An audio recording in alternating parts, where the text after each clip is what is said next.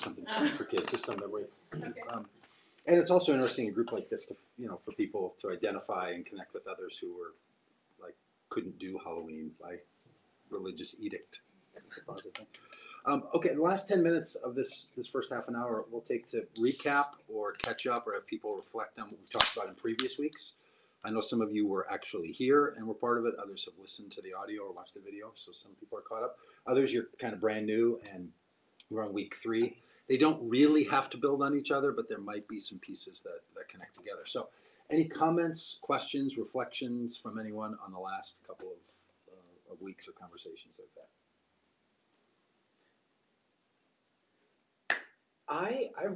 I've loved it, and I feel as though I've been really, I don't know, frustrated is not the right word, just antagonistic. Had antagonistic feelings about the Bible, and I don't know, just in the last couple of weeks, Joelle and I have had so many positive, fun conversations about the Bible.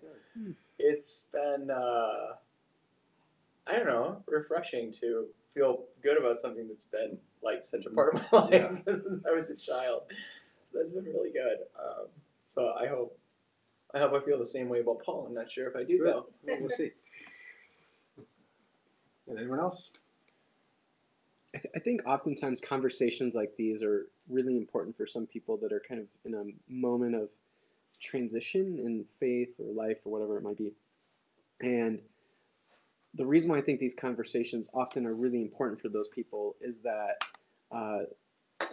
there's kind of an introduction of concepts that maybe they had thought of distantly or was maybe in their subconscious, and then all of a sudden it gets revealed to them, and they kind of make this moment of, oh my God, this is not I'm not the only person who thinks this, or this is something that has been a part of this whole tradition, or I didn't realize there was a word for that, much less, or there's something along those lines of this kind of aha moment.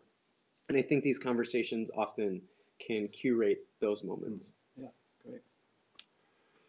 Anybody else? General reflections, particular thoughts, comments?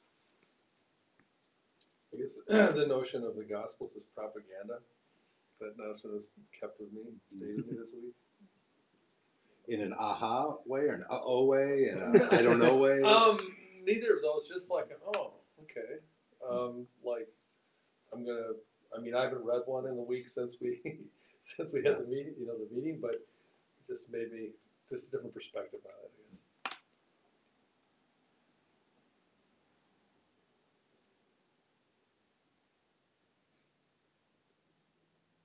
Anyone else? Erica, who was here last week, has the flu today, sent this and asked, this was her question, and she wants me to comment on it. I won't so much right now, maybe later, but her question about last week's commentary about the Gospels being written with an agenda behind them, that they're not neutral, that they're not just sitting there, they're not trying to be a documentary and expose, they're written with an outcome in mind, and so I think it's helpful to recognize, hey, they're trying to do something and they're telling a story in a certain way. And so if you feel at odds with some of what it's communicating, some of that might be from that. And if you really feel compelled by it, maybe you're being drawn into their narrative. She asked this question. I think it's a really insightful one. She said, if each gospel writer had an agenda, how would you name or describe that particular agenda? What do you think? My input on what I thought that agenda was. She goes on to write, and I didn't ask her if I could record this, so Eric, I hope that's all right. But my fundamentalist upbringing would likely agree that they had an agenda, which would be to save souls from eternal damnation. That's the agenda, right, she says. Or to share truths or the superiority of Christianity, that was its agenda. Her question is, would love to know your thoughts on all of this. So I think that's an interesting take on that is if one buys the propaganda argument that it's intended to try to elicit an outcome in the reader and is trying to do something, has a performative desire to it. What is that performative desire? Would it be safe to say, well, one of them is to pitch Jesus as superior over all the others? Is it trying to win multiple religions argument, or is it trying to get a person to believe essential ideas and arguments so that by the act of believing something will transpire in an economy with God that will then bring about some kind of salvation for them. I have lots of opinions about that. I think it's about the common. It's meant to be function as a narrative to help people have an origin story, a creation narrative about a particular way of living, and that each of the Gospels want to present Jesus' teaching and life in this kind of symbiotic way to say this is then how someone ought to live and how individuals and societies should take on a set of passions and concerns and agendas for the world, and that it's very rooted in a way that people are going to live now and not rooted in predominantly in an afterlife narrative or in a result of believing these. It's not designed. They're not designed to have someone draw a set of conclusions that will have a later outcome on. But that's sort of how I think about God's agenda with humanity. That God's super into, the God of the Bible is super into people participating in ways with one another and with God in creating and recreating the human endeavor on earth and human thriving and so on. So that's what I would say that it is. But I think it's a much better conversation to have with people about Christian things if both sides could agree, oh, I think there's an agenda. I think the gospel writers are trying to have an outcome. Now we can talk about what that outcome is. What often happens to a lot of us is we end up in a conversation where someone might think, no, this isn't in a set of opinions. This is not an author trying to get you to believe something. These are truths that have been revealed, and that's that. Like you suggesting there's some opinion in all this, that's really getting into some dangerous territory because it makes it seem as if there's a lot more human agency going on in all of this, and kind of puts it on par with the other human arguments that someone want to make. Which I would say precisely. I think that's exactly what it's supposed to do. I think that's why they wrote them. I think that's what the whole thing was about. So that's a thought on Erica's, I think, very insightful question. Does that stir up anything for anybody else, or any other comments, questions you have about the conversation from last week or from 2 weeks ago? Yeah. Hey, I have a question. Forgive me if you covered this, but are the writers of the gospel then first-hand eyewitnesses to Jesus's life, or not? I've heard kind of different things about My opinion is that they're not, and they don't purport to be. Okay. Of the two that put their own authorial intention in the narrative, the Gospel of John and the Gospel of Luke, they both basically say they're not eyewitnesses to these things. That Luke says it very specifically. Many have undertaken to tell these stories, and we've investigated these things and put together this telling. So.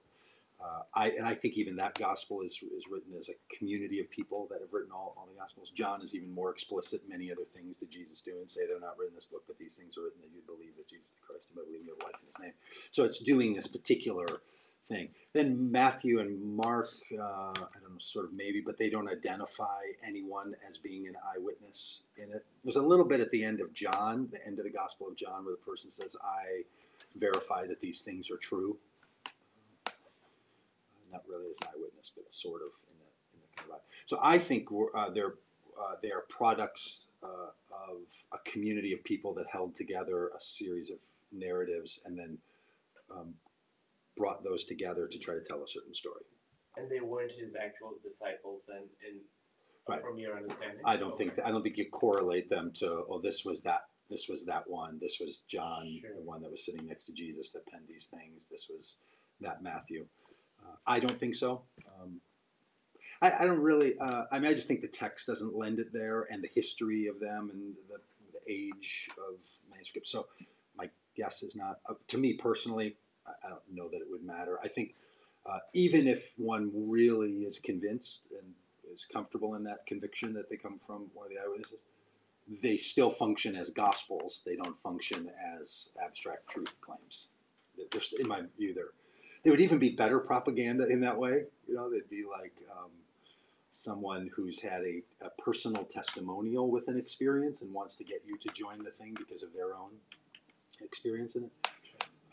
And it would be a lot better if they were kind of eyewitness accounts, and then there was a little bit of, and here's what I was thinking, and this is the impact it had on me, and sort of the memoir version, like if the Gospels were spiritual memoirs, Right. that would kind of be powerful and awesome, right? Right. Right. They're just really not. They're of another ilk.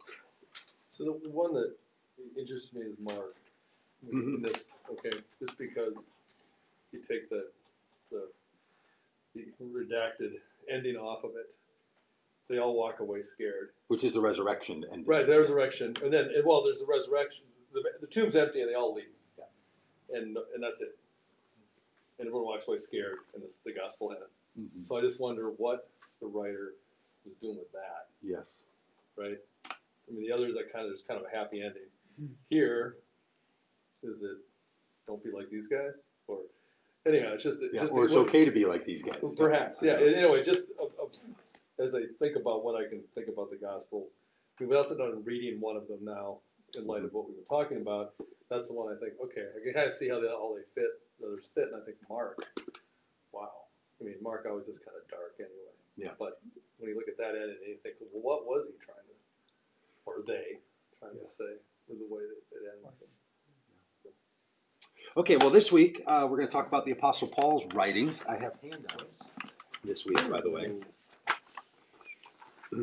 Pop quiz. And no pop quizzes. I mean, you'll stand before your Lord. That's the only quiz you need to be worried about. Kidding. Okay, so when it comes to the writings of the Apostle Paul, it is a interesting set of writings. Much of the New Testament, but not all of the 26 books of the New Testament. Is that right? 13 of them are, in one way or the, is that right? 13, so we should count these up, are commonly attributed to the Apostle Paul. There is one, by the way, that is not attributed to Paul or bears name. That's the book of Hebrews. And the book of Hebrews, the book of Hebrews, many people have been told and believe and sort of comport that Paul wrote that. We're not even going to engage in that particular one tonight. So let me say a couple things about epistles in the first place, and a way to engage with them. And then we'll get into what I think is a very healthy and helpful way to think about these writings in light of what people who pay a lot of attention to these writings have either come to know or have come to believe about them. And part of engaging with the Bible in healthy ways as adults is, I think, to be able to take on all the information that would be currently available. One of the mature adult ways and healthy ways to engage is to believe that there is no truth, fact, reality that one needs to be afraid of. We might not like all the implications of some things that are true or are real or are facts in the world, but a healthy way is to say, well, you certainly don't have to avoid it in some means of self-preservation. I also happen to agree with what many of the scholars, people who study the Bible, that I'm going to be telling you their perspective today, what they hold on it. So I'm beyond being comfortable with it, and am in the category of, oh no, I think that's exactly how it is. And it's actually very much saved my own understanding of Paul and the writings of the epistles altogether, this sort of collection of books. So there's two that we're not going to even sort of refer to when it comes to Paul, and one that we're not going to refer to, which is Hebrews. The other one in the New Testament that's a bit of an outlier is the book of Revelation. Book of Revelation is not written as one of the epistles or one of the kind of letters, the pieces of correspondence.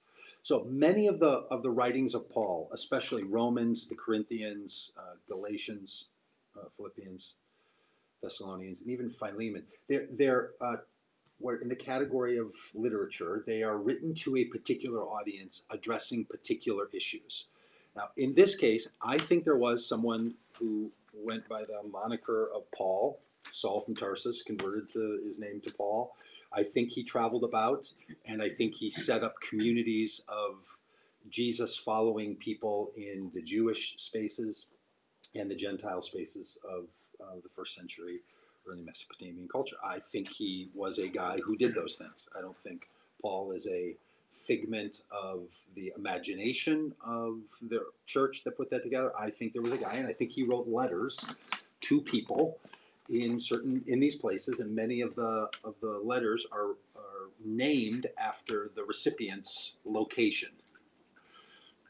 Corinth, Romans, Rome, Philippi, and so on, the area of Galatia. So I think he's writing these letters, and that kind of matters because they're, as many of you, if you've studied anything with the Bible, when you do the epistles, you realize, okay, you're reading someone else's correspondence. You're inside of their mail. You are Robert Mueller and team inside of other people's emails, right? And so you're figuring out who they were talking to and what they were talking about and what the implication of it is. And that's a really different way of reading something than reading an open letter. So if you've ever written has anybody ever written an open letter and like published it in the newspaper, maybe a school newspaper or the Star Tribune or Huffington Post? Have you seen these where people will write an open letter on a topic? If you don't think, if it's your own space that you control, you might call it a blog post. That kind of, or a Facebook status update, or a tweet, or a commentary on an Instagram post. Those are designed as public statements, open letters. You're making a series of arguments or a series of suggestions, and you're intending that other people are going to read them. That's the whole intention, right? Then there's like these correspondence that are intended to be to a specific group of people about certain things and are really contextual. The epistles are like that second group. They're super targeted in what they're writing about. So the idea, I will suggest to you, this is my take on it, the idea that from that kind of correspondence, one could extract some sort of universal doctrine, teaching, or perspective that should be held for people beyond that context, you're into really shady territory. If you think you can just take it straight from that correspondence and carry it into your own circumstance and usage. I do think there's a way you can deal with correspondence, and if you've read any letters that have been written to or from other people in correspondence, or you've read historical writings, you know there's some real learning that can happen, but it requires a kind of sensitivity and a kind of knowledge about what's going on to engage with those letters. So anyone who's been a history major and might have studied letters that presidents from the United States have written to other people or to their spouse about circumstance, you can learn a lot, and there's a great benefit that can come from those. It's just very hard to take that kind of very specific writing and to take it whole cloth as if from it you can extract doctrines. Now, I will also say I'm someone who holds that the Jesus imagination around a way of humanity following the Jesus pattern and teachings would be non-doctrinal. I think Jesus's whole shtick is to not have doctrines and set established teachings that function the way that a doctrine would function. So I come from a non-doctrinal perspective that I don't think we're supposed to have those. I think you can have statements and opinions and conditional understandings and teachings, but we shouldn't lock ourselves into doctrine. So we can talk about that some if you want to. I don't think the Apostle Paul is one who puts together doctrines. If you have in your mind right now, no, that doesn't sound right, because I think I remember reading in those places where Paul said, and I want people to be of sound mind so that they can teach these doctrines. That's going to be down in that 1st and 2nd Timothy sort of category, which I think were not written by the Apostle Paul, were written by other people, and I even have a little conspiracy theory about all that. But so I don't think that was the intention of Paul, the traveling kind of evangelist. I don't think that's what he was up to and what he was doing. So there's a certain kind of writing that are epistles. They're very contextual and very specific to Paul's take and opinion. Also, I overplay a particular phrase that Paul has in a couple of letters in Romans and in Corinthians, and I tend to extrapolate this out over to sort of give you an indication of how one should listen to Paul. So it could be a bit of an over push, but there's these passages where Paul will say, hey, when I get there, we should talk more about this. Right, so here's this thing, kind of hang on, and when I get there, like I'm coming to Rome or I'm coming to Corinth, and when we get there, then we should talk more about this, or get these people together and see what they say. It's almost as if the letters are a placeholder until they can do the more helpful thing, which is get people together and talk about this stuff. I believe that the early stages of the church in which Paul's letters were being written, it was very there was the authority that Paul would carry was the authority of persuasion, not the authority of position. So he's not a positional leader in some way. And if you know the life of Paul, you hear him sort of saying that, like, okay, seriously, I mean, you can listen to me on this. This one matters. I know there's other people. I know some other people have come and said these other things, but listen to me on this. He's persuading his way into in his argument. He's not someone who's saying, I carry an authority, and the position that I come from has access to a truth that the rest of you don't have. So you need to follow my leading and teaching. That's not how these things are written. So even the writings of Paul, I think, are meant to be understood in this humanely engaging argument of persuasion. So what starts to happen when you sort of couple these things together is that the perspective I'm pitching with us, the Gospels or the Epistles, that nowhere in the early church did they ever imagine that you were going to have a set of writings that were going to be the function as the power source from which you would draw your conclusions. That's just not the function. We might need that now. We might want that now. There's even an argument to be made that, and the dispensationalists make this argument. I don't know if you know that particular variant of Christianity, but there's this argument that argues that says that there's different time periods. They would call them dispensations. And the reason they use this kind of fancy word, dispensations, if I can get this right, because I really don't hold to this view, so it's a little hard for me to always feel like I'm giving it full credit. But their argument is, it's not just a time period, it's a time period with a set of conditions that change. And one of those sets of conditions was that in the period of time of the early church, you had a certain set of conditions that someone like Paul was given a certain kind of capacity, ability to do some things that people now don't have. They would take miracles and put it into that category. This is how they can hold to an argument that would say the miracles that the apostles do or that Jesus did really happened as written in the Bible, full authority, but they don't happen now. So if you're from a tradition that would say, we don't think those miracles happen now, they've ceased, or we don't think speaking in tongues happens now because they've ceased, those things have stopped. They existed in a certain period of time, but not in our period of time, because there were a set of conditions in place where God allowed for a certain kind of action to happen. It's called the dispensation. So the dispensationalists, Dallas Seminary and Bible churches and people would hold this. They're in a big argument with anyone who's from an Assembly of God background. So if you're from an assembly or from a background where speaking in tongues or manifestations of like the things in the Bible happen still, and you know that your community has been under assault because people have been telling you for your whole life that that's not supposed to happen any longer, the people who say that's not supposed to happen are dispensationalists, right? So whether the Dallas version or not. But their argument is, the Apostle Paul was one of those people that had a capacity given to him to understand things in his human form from God that are unlike any other period. So we can confidently say that Paul heard from God and transferred that hearing to people via these letters in a way that you don't have to worry about happening to you, or your seminary professor or your pastor's not going to have that happen to them, right? So that's a workaround. Another workaround is to say, well, okay, so Paul's letters were kind of conditional and wrapped up in all this, but there's we now need that. We now have a need for the church to have something that's not as conditional. So once the church agreed in a series of councils that there was going to be a collection of books called the Bible, or they became the canonized set of scriptures. So if you've ever heard the phrase the canon or the canonizing process, the canonized set of scriptures, that phrase is used in a really specific way to say once they got this collection of books together, it represented a kind of authority that is unmatched by anything else.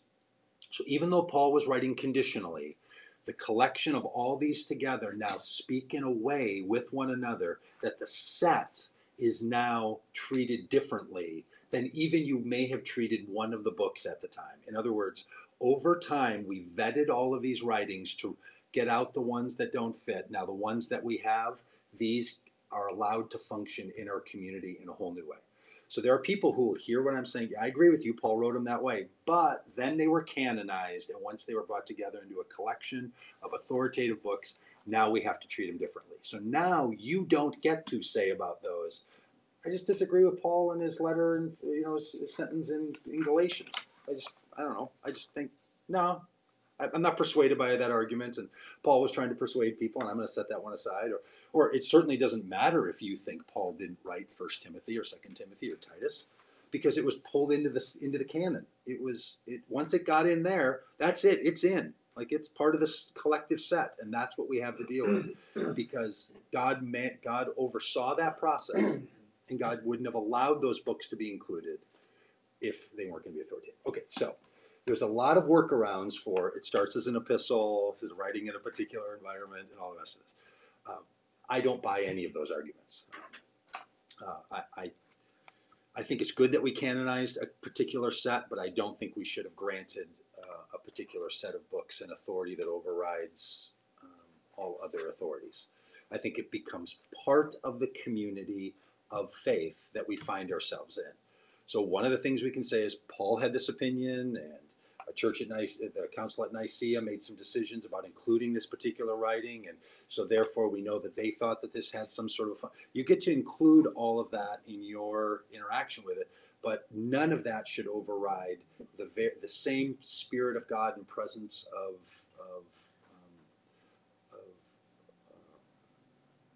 spiritual life that is in you, because that was involved in someone else. I think you become a part of the community of people living this story of life, and it doesn't usurp you. It doesn't override you. It doesn't overtake you. Okay, so a little pause on that. Any comments, questions, feedback about sort of that generic? It's an epistle. They're all epistles. They're written to particular people in particular places, and then we'll talk about what's on this sheet here. I already spoke once. I guess I'm chatty tonight. I remember being in college and reading a commentary on Timothy by Gordon Fee, who was a Pentecostal. Mhm. I think he's Assemblies, if I'm not mistaken. And I remember him pointing out 2 Timothy, the part that's very denigrating to women, that I it's like, it's not part of Paul. And I'm like, then why are you Assemblies of God? Yeah. Like, how can you claim inerrancy and felt like all this? It just didn't make sense to me. Yeah. But, in a couple of years, I'm still confused as to why somebody with that opinion can be a part of a denomination that affirms those things. But now I see that, like, this is a thing that is broadly seen in scholarship is mainstream.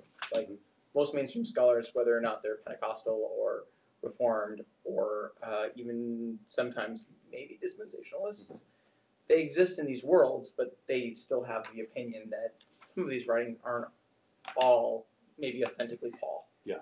So I just... And a lot of those people will use that argument that I gave a minute ago, but they were canonized into the Scriptures, so we're not getting rid of them. Yep. Okay, so there's a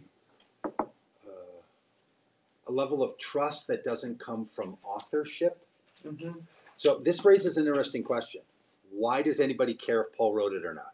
Right. So when my humanist friends and atheist friends listen to this kind of stuff, and they're like, "Oh yeah, it's like seriously, like that's your trump card." Sorry about that. That's your get out of jail free card. That's the thing you're gonna play to be like, "Well, that wasn't Paul." They're like, "But it's in the set. Like you don't get to say that, right? You don't get to say." Here's a collection of art that we hold as precious, and then when someone says, "Well, that one there seems to be denigrating." Thank you, denigrating women, and you're like, "Well, that painting was painted by a different person than painted the rest of these." They're like, "It's still in your collection." So, like, that's really not the point yet. So it's a really good argument, right? Yeah. I totally get it. That's next week.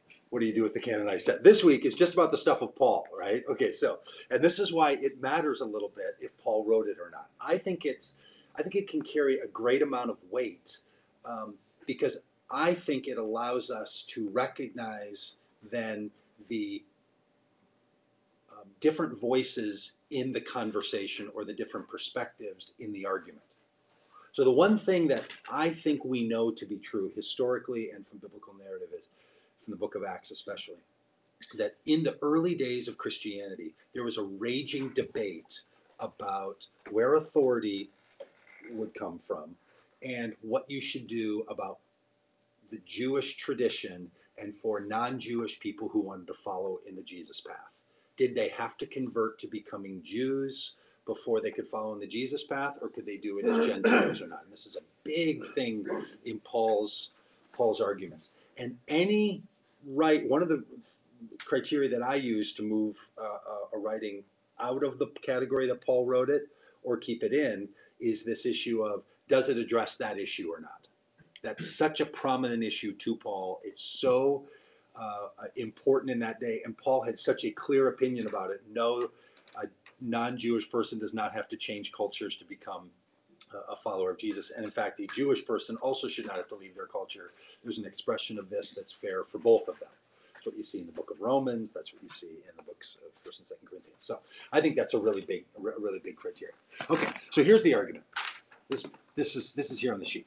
3 categories of writings of books that are given, that are attributed by Paul's name. This is where it gets really iffy.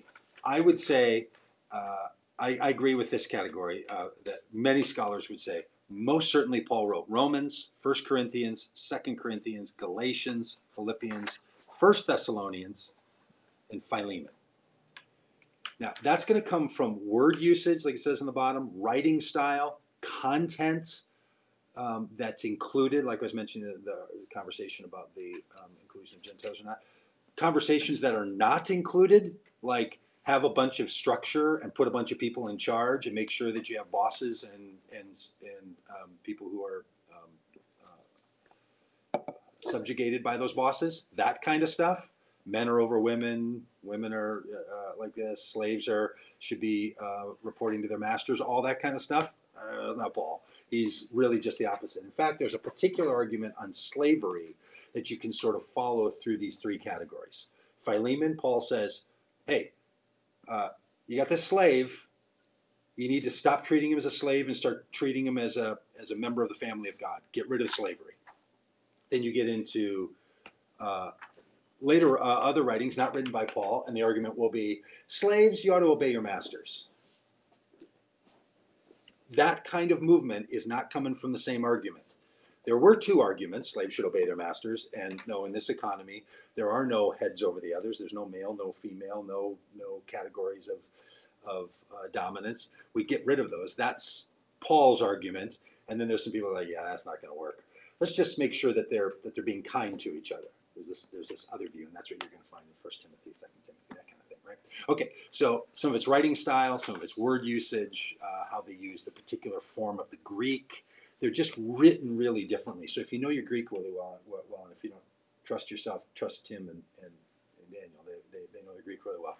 They can show you, or if you go to get one of those Greek translators, you can see the language difference, that what Paul is writing is a style that's not nearly as refined and not nearly as Greek as 1 Timothy, 2 Timothy, Titus, and so on. So the writing style is a giveaway, the content is a giveaway, and then the recognition and the adoption by the early church. So there's a set of books that most scholars generally say Paul wrote these. That's that first set. Then there's this one that are kind of debated. I don't know, maybe Paul wrote it, maybe Paul didn't write it. And that's Ephesians, Colossians, and 2 Thessalonians. I'm totally there personally on Ephesians and Colossians. I don't think so much about 2 Thessalonians because it still rings a little bit with that sort of, hang on a minute, there's going to be some kind of a return of Christ. And that's what it's really all about. That kind of lingers in there. And I think on content-wise, that's not a very Paul kind of argument. And then there's 1 Timothy, 2 Timothy, and Titus. Category of their own. I don't know if you've ever read Titus. Give it a read sometime. It's almost like this is opposite Friday, Freaky Friday stuff here. This is not that same thing. We used to do a sermon discussion group that Tim mentioned earlier on Tuesday nights, and like 9 years ago we read Titus. Were you there the night? Anybody here the night we read Titus? We decided in that meeting when we read Titus, do you remember this? Like, this will be the last book we ever cover in a gathering. Like, when we're finally done, when the whole place is going to shut down, we'll finally turn our ears to Titus, because it's just so out of rhythm. With it's really, really hard to imagine that the same the same person that authored the letters that I think Paul wrote and the narrators of the Gospels would have said Titus really grabs at it. I think it's just really out there. It's worth a read sometime. Now, does it fit first century Judaizer narratives? So I'll explain what that is in a minute. I think it does precisely. I also think some of the Gospel of First and Second John, or the epistles of First and Second John, do. So in the debate in the early church, that there were people who said you have to become Jewish to have an expression of following Jesus. That group is often called the Judaizers. So you hear stories in the book of Acts and even some of Paul's letters where he refers to these people. Peter moves back and forth on this around the issue of circumcision, right? So at one point, Peter is like, okay, now I see that you don't have to become a Jew and because of Cornelius and this whole experience. And then later in Galatians, Paul writes, I had to even confront Peter to his face one time and tell him, like, you still hold to this old idea that we all have to be living in the Jewish narrative. So that idea that there was an expression of Christianity that wanted to have the rules of the temple system and structure was alive and well at the time when Paul was writing. And some of these other letters, I believe, were written from people who held that kind of perspective more closely, and they authored them in the name of Paul, or they came from a community of people who had changed over time and authored them in the name of Paul. So I think there is a very strong argument to be made that 1 Timothy, 2 Timothy, Titus are attempts to pen in Paul's name and without the authorship or the authority of Paul. Now, that's the argument that freaks people out. So if you want to know what kind of spooks people, because that feels like the kind of thing that people will say, look, if people at the Council of Nicaea and the other councils that made the canon, did the bringing together of the set of scriptures, if they had known that, I don't think they would have included it. Right? This is the argument. And if that's what happened, the argument goes, God would have known that and wouldn't have let this thing get that far down the road. So, no, that's not what it was. I mean, this is sort of the emotional response. That can't be, because that puts topsy-turvy into the entire notion that what they did at the canonization was gave us a set of teachings that were what was the phrase you used last week, that were, somebody used it, it was good enough? That was me. Oh, that's me. Yeah. What was it? Sufficient. Sufficient. Yeah. So the canonization wasn't perfect, but it was sufficient for teaching and all the power that comes with Scripture. So when some people hear this kind of an argument, there were books not written by Paul. There's books that clearly were, and there's some that were kind of still. It's a little iffy. It's got a little Paul in there, but I don't know. It just maybe it was Luke's, or maybe Luke or someone else was a scribe, and they were putting their own sort of tone in there, or there was just a little editing going on, or there was some other influence. There was something else happening in this, and that's what we see. But it really does come from Paul. Paul would have signed off on it. Right? So I'm in the middle of finishing this book, and I get edits back from my editor today, and so I'm going through the document, and she has comments, and I can track changes. And she'd say, like, I rework this sentence like this, and then I have this little place where I can accept or decline those changes, right? If you've done that in the track changes, it's kind of awesome. I'm not a very good writer, so I tend to just say accept all. I can just take them. I don't care. Whatever she says, it's going to be. I'm fine. I trust her as an editor. Whatever she says, I'm comfortable saying. I'll take accept all changes. So people would say, okay, there was some version of that. Some editors, some other voices were in, maybe in Ephesians or Colossians, Second Thessalonians, and it's not exactly the way Paul would say it, or there's something else kind of in here. But Paul was like good with that. That's fine. He would have taken it, and then they will argue. But these other ones, no, these are real disruptors. Very few people go so far as to say, remove them from the canon. You don't hear very many people saying, Paul didn't write it, so kick it out. Because not all the New Testament letters were written by Paul anyway. Right? You got John's, 1st and 2nd John, you've got Peter, you've got the book of Jude, you've got the Hebrews, and there's a whole collection. Like, they don't all have to be Paul. So they're comfortable enough saying, okay, it's part of the set, it's still part of the scripture, still part of the New Testament, it just doesn't come from Paul. Here's the thing I think that matters, and then we'll take a break, let you process for a bit, and then we'll have a discussion. Protestant Christians in the 20th and 21st century don't tend to put their faith strictly in the Bible and what's written in the Bible words. They tend to be communities built around giving an awful lot of authority to the Apostle Paul. There's become a personification of this thinker that carries an awful lot of weight, so much so that you could extrapolate from the writings of Paul something Paul might say about today, and it carries authority. So you will hear people say things like, look, do you think Paul would have taken gay people into the church in the 1st century if the conditions were like ours? Like, what would Paul's opinion be on that?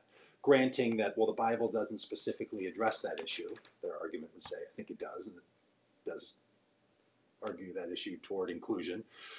Be glad to walk you through that sometime if you want to. But it is an argument that would say, well, we can see a kind of trajectory in the life and teaching of Paul, and that's what we're going to give a lot of authority and credit to. Not even specifically chapter and verse from a book of the Bible, even though it kind of gets pitched that way. It's really from this sense that there's a living, breathing character somewhere in the imagination of the church named Paul that we can still return to sort of get the wisdom via writing to say, how would he express that in our day? It's not far from how people talk about the Constitution of the United States. Like, can we get inside the minds of the founders? So then, you get the Federalists that'll start making these arguments, and these people will say, well, Jefferson clearly would have said this. And so you're making this kind of, we've created these notions of how a person thought and who they were, and that's what gives it a lot of power. This is why I think the conversation about who and what writings come from the Apostle Paul carries a lot of weight. And at the least, I think we can do, if we're going to engage the Bible seriously, is to deal with the issue of Paul and to ask the question, do we even have to put in the voice of Paul some of this stuff? Because you remove the Timothys and Titus and maybe even 2nd Thessalonians, and you end up with a whole lot of problems fall away. A whole lot of the things that you're like, oh my, there's no way I can reconcile that with my own life, let alone, I don't even care about having to reconcile in the sight of other ancient writings. I just think, no, when I hear that kind of stuff, no, I just don't, that's not how I view the world.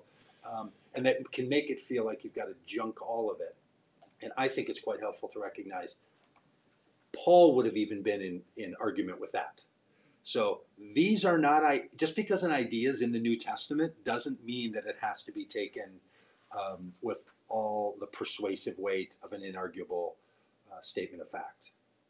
In fact, there is an argument going on in the New Testament. I mentioned this about the Old Testament is this series of arguments about, are you going to be in the sacrificial system or are you going to be in the mercy system? That's how the Old Testament is structured, as this raging debate amongst the faithful. In the New Testament, that same thing is happening. You see it in Acts, you see it in Paul's letter, and some of these letters and writings are the products of people that aren't fully in this side of the argument. They might be somewhere over here.